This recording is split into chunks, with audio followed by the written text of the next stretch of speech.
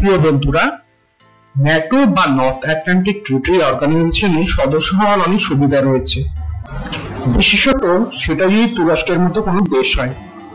পৃথিবীর মধ্যে ভারত ব্যতীত আর একটি দেশ প্রতিরক্ষার ক্ষেত্রে খুব দ্রুত উন্নতি করেছে। দেশটি হলো তুরস্ক। সেই দেশের এক অত্যুন্নত আকাশ সুরক্ষা ব্যবস্থা নিয়ে আজ আমরা আলোচনা করব।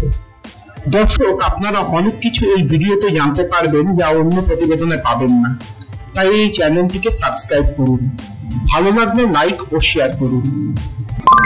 আমরা এতদিন পর্যন্ত তুরস্কের প্রযুক্তির সাথে ভারতীয় প্রযুক্তির তুলনামূলক ভিডিও বানিয়েছি। আজ আমরা তুরস্কের উন্নত আকাশ সুরক্ষা ব্যবস্থা সম্পর্কে জানব। এই ভিডিওতে আমরা সম্পূর্ণভাবে নিরপেক্ষভাবে এই নতুন অস্ত্রের বিশ্লেষণ করব, পাশাপাশি এর সমস্যার সম্ভাবনা নিয়ে আলোচনা করব। আমরা এই অস্ত্রের অ্যাডভান্টেজ বিশ্লেষণের আগে এই অস্ত্রের ইতিহাস জানব। ন্যাটোতে আমেরিকা যুক্তরাষ্ট্রের দাদাগিরি, ইসরায়েলের বিতর্কিত বিদেশ নীতি, ইসরায়েলের ইরান আক্রমণ,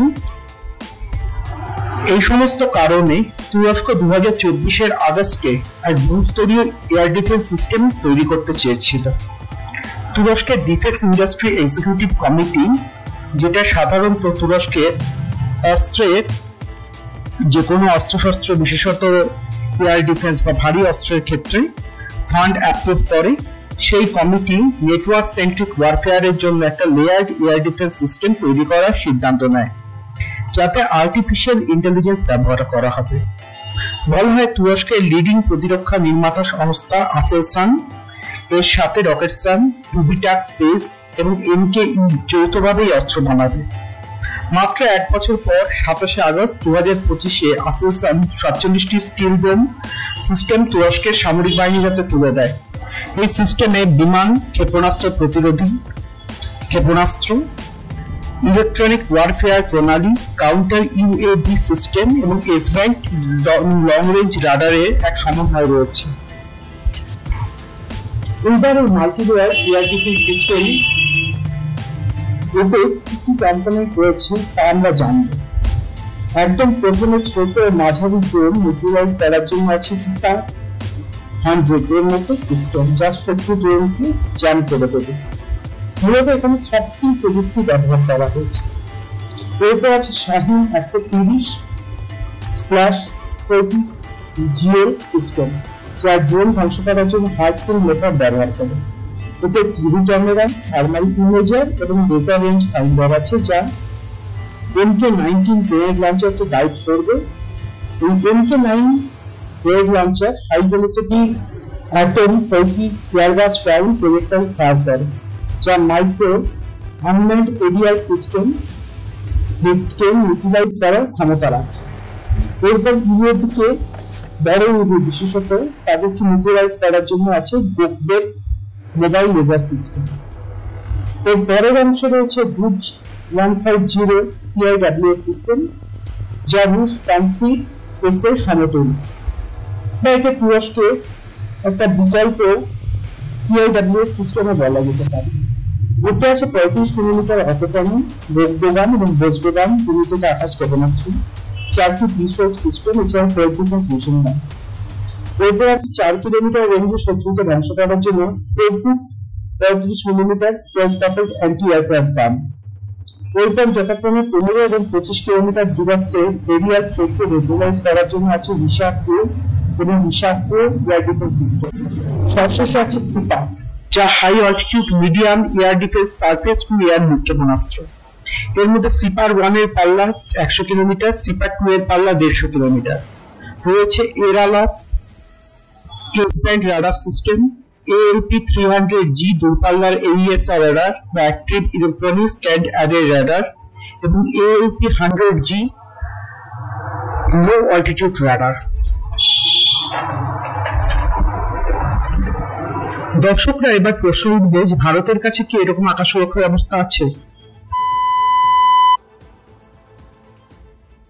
একটি হচ্ছে মাল্টিলেয়ার আকাশ সুরক্ষা ব্যবস্থা, যার অন্তর্গত আছে আকাশতীর ম্যানেজমেন্ট সিস্টেম। তাছাড়া সঙ্গে রয়েছে ইকুলা Sudarshan CIWS system, L-40 automatic anti air defence system, বিএনটি, টুয়ারসান, আকাশ S-400। দ্বিতীয় ব্যবস্থাটি এই মুহূর্তে ডেভেলপমেন্ট ফেজে রয়েছে, এর নাম মিশন সুদর্শন চক্র।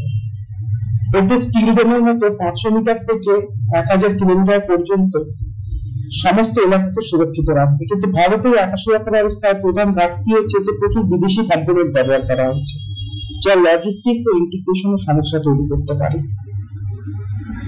গ্লোবাল স্পিলডোম থেকে ভারতের কি কি শিক্ষা নেওয়ার আছে? প্রথমত, বিদেশি প্রযুক্তির উপর ব্যবহার কমিয়ে সম্পূর্ণ দেশীয় স্বদেশী আকাশ সুরক্ষা ব্যবস্থা নির্মাণ করতে হবে। দ্রুত দীর্ঘ অঞ্চলকে সুরক্ষা দেবে এমন ধরনের আকাশ সুরক্ষা প্রণালীকে সমস্ত এক ছাতার তলায় নিয়ে আসতে হবে। এর সাথে এমন ব্যবস্থা গড়ে তুলতে গেলে এই ইন্ডাস্ট্রি টেকনোলজির সাথে প্রতিভাবানদের বিদেশ থেকে দেশে ফিরিয়ে আনতে হবে। তার জন্য উপযুক্ত বেতন এবং কাজের পরিবেশ গঠন করতে হবে। সব থেকে বড় কথা হলো লাইফের ফাঁস ও বিদেশি লবির প্রভাব বন্ধ করতে হবে। তাহলে এই প্রতিবেদনকে আমরা দেখে তুরস্কে নতুন এয়ার ডিফেন্স সিস্টেম সম্পর্কে অনেক তথ্য পেলাম। এবারে সম্ভাবনা কতটা? সম্ভাবনা হলো এই মুহূর্তে গোটা বিশ্ব রাজনীতি একটা টালমাটাল অবস্থার মধ্যে দাঁড়িয়ে রয়েছে।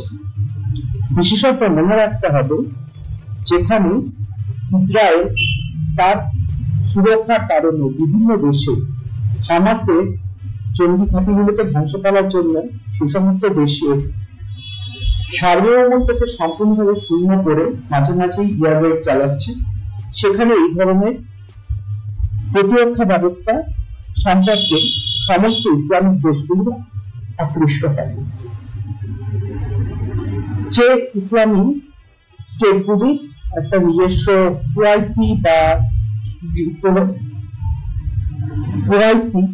বা জাতিসংঘের সমতুল্য ব্যবস্থা রয়েছে, সেখানে এই ধরনের আকাশ সুরক্ষা প্রণালী যথেষ্ট চাহিদা বাড়বে। পাকিস্তান, বাংলাদেশ, সৌদি আরবের মতো দেশগুলো এই প্রতিরক্ষা প্রণালী কেন্দ্রের জন্য তারা যথেষ্ট আগ্রহী থাকে। এছাড়া আমরা আগের দিন যে ন্যাটোর কথা বলেছিলাম, নতুন ন্যাটো তৈরির একটা চেষ্টা চলছে, সেখানে এই অস্ত্রের একটা বড় পরিমাণ বাজার তৈরি হতে পারে।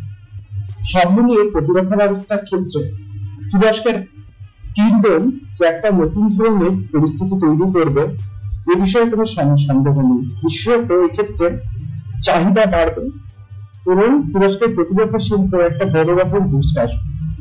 তাহলে এই প্রতিবেদন আমাদের অন্য দেশের প্রতিরক্ষা নীতি থেকে আমরা কি শিখতে পারি এবং প্রতিরক্ষা নীতি বা প্রতিরক্ষা প্রণালী কতটা অত্যাধুনিক বা তার বৈশিষ্ট্য কি সেটা আমরা জানলাম। আজ এই পর্যন্তই থাকুক। এ বিষয়ে আপনাদের কি মত তা কমেন্টে জানান। সকলে ভালো থাকবেন।